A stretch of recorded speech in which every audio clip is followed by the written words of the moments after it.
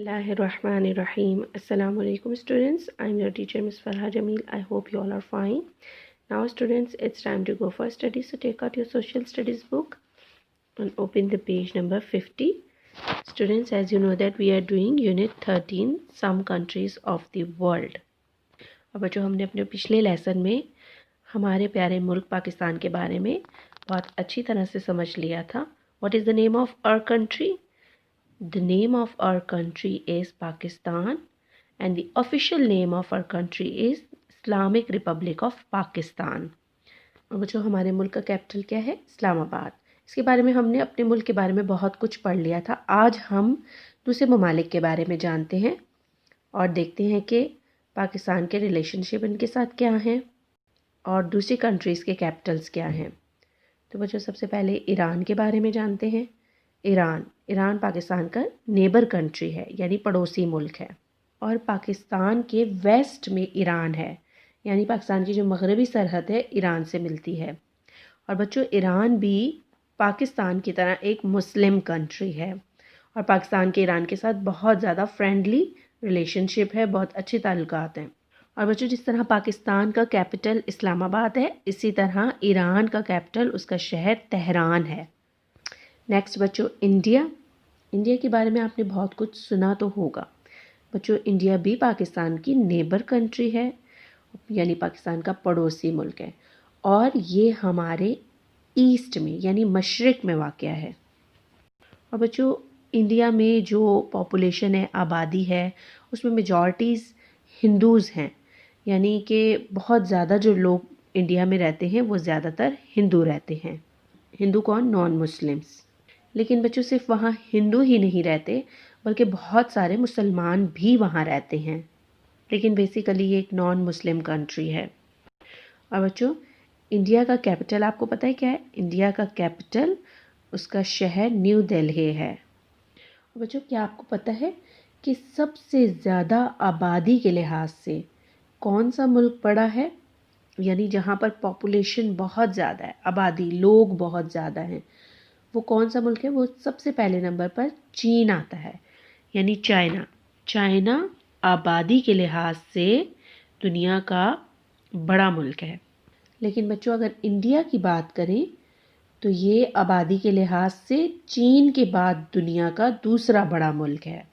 Students, India is an agricultural as well as industrial country, यानी यहाँ पर ज़राअत भी है और सन्नतें भी लगाई जाती हैं, यानी कि बड़े पैमाने पर फसलें भी उगाई जाती हैं, बहुत सी क्रॉप्स यहाँ पाई जाती हैं. और जबकि यहाँ पर बहुत सारी इंडस्ट्रीज़ हैं, यानी कारखाने हैं, सनतें, जिसमें बहुत सारी चीज़ें बनती हैं. और बच्चों, क्या आपको पता है it is nuclear power to.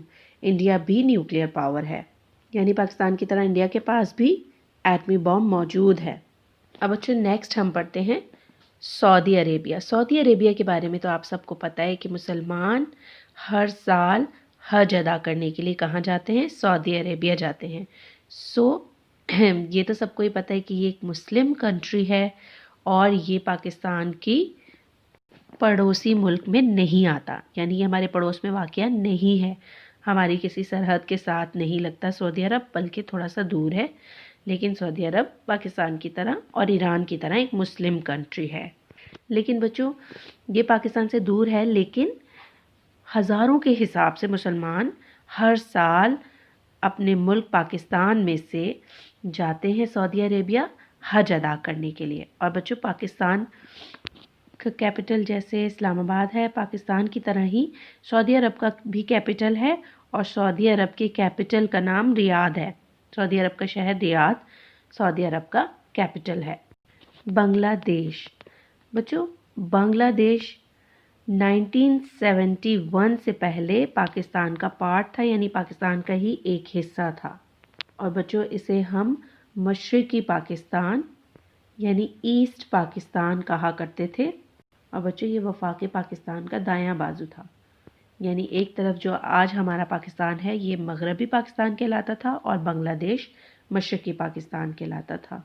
बच्चों, बहुत सी ऐसी वजूहात थी जिनकी बिना पर बांग्लादेश हमसे अलग हो गया 1971 में और ये एक अलग कंट्री बन गया बांग्लादेश के नाम से. और बच्चों, अब بنگلہ دیش کا کیپٹل ڈھاکہ ہے. ڈھاکہ بنگلہ دیش کا شہر ہے. جس طرح پاکستان کا شہر اسلام آباد ہے اور وہ اس کا کیپٹل ہے، اسی طرح بنگلہ دیش کا کیپٹل ڈھاکہ ہے. بچوں، بنگلہ دیش کے ہم سے دور ہونے کی کچھ وجوہات میں آپ کو بتا دیتی ہوں. اس وقت بچوں ہمارے ملک پہ جس کی حکومت تھی ایوب خان کی تھی، ڈکٹوریل ایرا تھا وہ. اور بچوں ڈکٹیٹرشپ کو پاکستان کے عوام نے برداشت نہ کیا، اور اسی طرح مشرقی پاکستان کے عوام بھی اس صورتحال کو برداشت نہ کر سکے اور علیحدگی پر مجبور ہو گئے. اور بچوں اس کی ایک وجہ یہ بھی تھی کہ قائد اعظم اور لیاقت علی خان کی وفات کے بعد پاکستان میں ایک لیڈرشپ کی کمی تھی، اور مشرقی پاکستان اور مغربی پاکستان کا آپس میں رابطہ نہ ہونے کی وجہ سے عوامی مسائل کو سمجھنا ممکن نہیں ہو گیا تھا، جو کہ مشرقی پاکستان کی علیحدگی کی وجہ بنی. بچوں آپ کو ایک اور فیکٹ بتاؤں، بنگلہ دیش اور پاکستان کے درمیان زمینی راستہ موجود نہیں ہے. یعنی بنگلہ دیش اور پاکستان کے درمیان بحری راستہ ہے، یعنی کہ ان دونوں کے درمیان میں پانی ہے، سمندر ہے. جبکہ ہم اگر بنگلہ دیش جانا چاہیں تو ہم شپ کے ذریعے جا سکتے ہیں یا ایروپلین کے ذریعے جا سکتے ہیں، بائی روڈ نہیں جا سکتے کیونکہ ان دونوں کے درمیان میں زمینی راستہ نہیں ہے. اور بچوں اس کے علاوہ جو مشرقی پاکستان کی اکانومک کنڈیشن تھی وہ بہت زیادہ پور تھی، یعنی کہ مشرقی پاکستان شروع سے ہی بہت زیادہ غربت میں تھا. اور بچوں اس سے مقامی آبادی میں احساس محرومی پیدا ہو گئی تھی، جس کی وجہ سے مشرقی پاکستان کی علیحدگی ہو گئی مغربی پاکستان سے. اس کے علاوہ بچوں ہندو اساتذہ کا بھی ایک نیگیٹو رول تھا.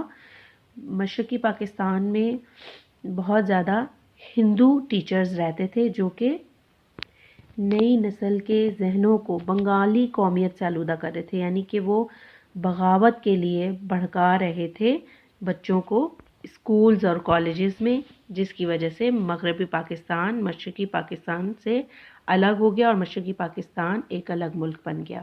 اور بچوں ایک سب سے اہم ایشو بھی بنگالی زبان کا ایشو تھا. یعنی بنگلہ دیش کے لوگ جو اب بنگلہ دیش کے لوگ ہیں وہ کیا چاہتے تھے کہ ملک میں بنگالی زبان رائج کی جائے، لیکن سب سے پہلے ملک میں اردو زبان رائج ہوئی تھی. اور بچوں پاکستان بننے کے بعد اردو کو قومی زبان قرار دیا گیا تھا. اسی وجہ سے بنگالیوں نے بنگالی زبان کے حق میں تحریکیں کرنا شروع کر دی تھی. لیکن بچوں پھر بھی 1956 کے جو کانسٹیٹیوشن بنایا گیا تھا، یعنی ملک کا جو قانون بنایا گیا تھا، آئین بنایا گیا تھا، اس میں اردو اور بنگالی زبان کو سرکاری زبان مان لیا گیا تھا، تسلیم کر لیا گیا تھا. لیکن بچوں پھر بھی بنگالیوں کی نفرت دور نہ ہو سکی، اور اسی طرح سے یہ بھی ایک وجہ بنی مشرقی پاکستان کا مغربی پاکستان سے علیحدگی کی. اور بچوں اس کے علاوہ بڑی طاقتوں کی بھی سازش تھی، لیکن بہرحال اب جیسے جیسے آپ بڑی کلاسز میں جاتے جائیں گے آپ کو اور تفصیلات سے آگاہ کیا جائے گا. فی الحال آج کے لیے بس اتنا ہی. Take care of yourself. اللہ حافظ.